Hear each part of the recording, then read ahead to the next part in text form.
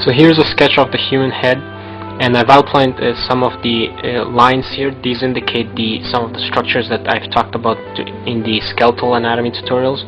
So this is the temporal line, this here is the zygomatic bone, and that's the zygomatic arch. There's the orbit, and then down here is the mandible. There's the condyloid and coronoid processes of the mandible. Okay, so now we will use those as a guideline to show you where the muscle attachments take place.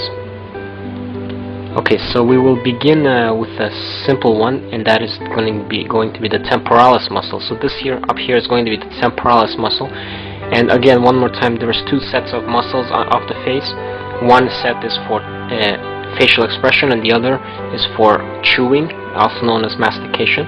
So the temporalis and masseter muscles, these are for mastication. There's also a few more, such as the pterygoideus muscles, but I cannot show you those ones because of the way because it's a lateral view.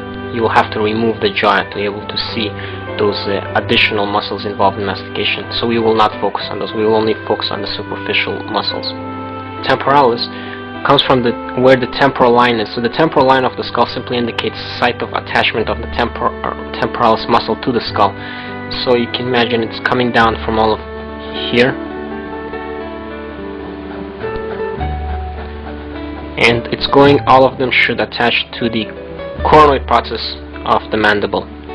So like so you can imagine a zygomatic arch comes on top of it, so I will not draw it here. You can imagine it goes under the zygomatic arch, and there's a portion of it visible beneath here.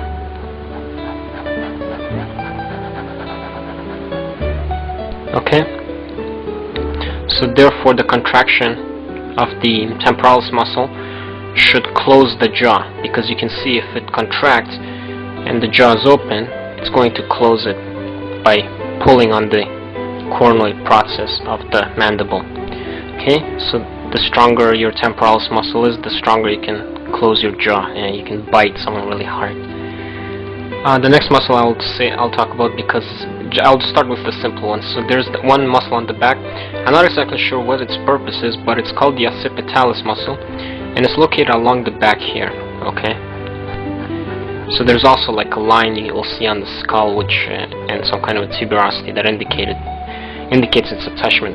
So that's the occipitalis muscle, and there's a aponeurosis that connects the occipitalis muscle to the frontalis muscle. So there's a muscle here called the frontalis muscle. This is found in your forehead, the frontalis muscle. And there's an aponeurosis. Aponeurosis is a very thin but strong tendon, flat, thin tendon.